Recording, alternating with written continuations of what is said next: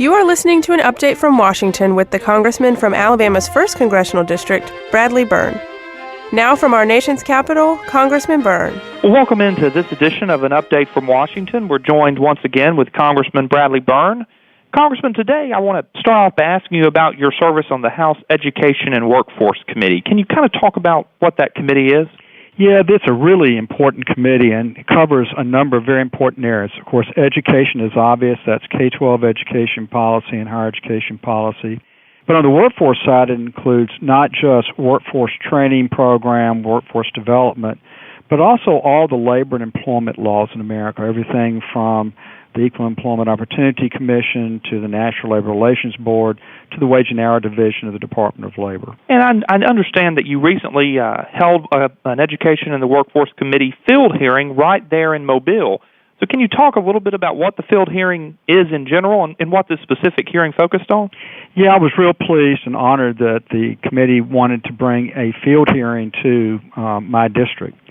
Field hearings are just like any other hearing we'd have in Washington on an issue, except we have them away from Washington. We have them out in the field so you get closer to where the people in America live and give people out there who may not have the opportunity to come to Washington to testify the opportunity to just testify in their home community. So we did that in Mobile a couple weeks ago, and we were focused on a proposed new decision by the NLRB that actually came down 2 days after our hearing that completely changed the definition under the National Labor Relations Act, which is the law involving unionization in America. It changes the definition of joint employer. And that decision that came down 2 days after we had the field hearing about it in Mobile has been like a huge development, is a huge development throughout America. And so it sounds like it could be kind of complicated. Can you just boil it down for us? And what does it mean for businesses and workers in Southwest Alabama? Yeah, it's real important. A lot of people in South Alabama work for people that are franchisees. In other words, they've got a franchise of a big national brand. You think about fast food restaurants, for example. Anybody that's got a Burger King or a McDonald's. The employees there aren't employees of McDonald's or Burger King. They're employees of a local small business person that owns a franchise for that company. But it's not just in fast food. We had one gentleman there that has a residential painting company that's part of a big national franchise. So you see these franchise relationships in many different parts of the economy, and there are a lot of people that work for a franchisee in South Alabama, and that franchisee is now going to be directly affected by this decision. It seems like this is just another decision in what has been a long line of decisions coming from the NLRB that seem to not be great for businesses, particularly small businesses.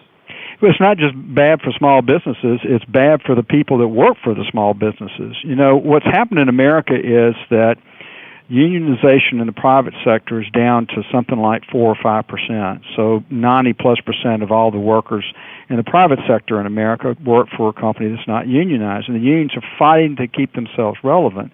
Well, they gave a whole lot of money to President Obama, and he appoints the majority on the National Labor Relations Board, and they've been going through a wholesale redefining of all sorts of things that have been settled law under National Labor Relations Act rulings. And this is another one. And what it will do is it will make anybody who's a franchisee employee, somebody who works for a McDonald's or one of these other franchisees, instead of being an employee of that local company, you're now going to be the employee of this great, or joint employee of a great big company.